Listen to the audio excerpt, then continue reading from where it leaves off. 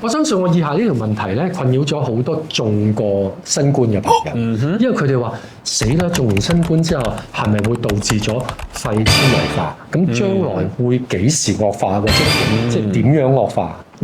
其實咧呢個問題唔需要太過擔心喎。先首先我哋睇下所謂肺纖維化係咩嚟嘅先。打個比喻，我哋個呼吸系統咧，同一個大廈咁樣去做個類比啦。我哋嘅氣管、支氣管就好似我哋個大廈嘅入口、走廊、電梯同埋啲樓層嘅走廊咁樣。咁去到個最末端咧，就係我哋嘅肺裏邊嘅氣泡，就好似我哋一個單位裏邊嘅房間咁樣。咁房同房之間有埲牆嘅，咁就好似我哋個肺泡同肺泡之間個間隔咁樣。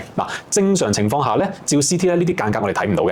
咁但係如果呢一個間隔佢增厚咗，密度增加咗，咁就又睇唔到，變咗睇到。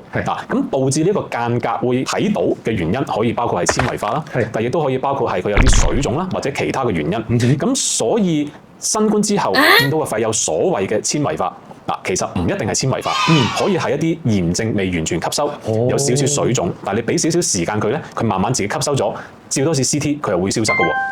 有時甚至乎，就算佢真係纖維化，第一只要佢個影響嘅範圍好局限，對個肺功能嘅影響亦都好有限。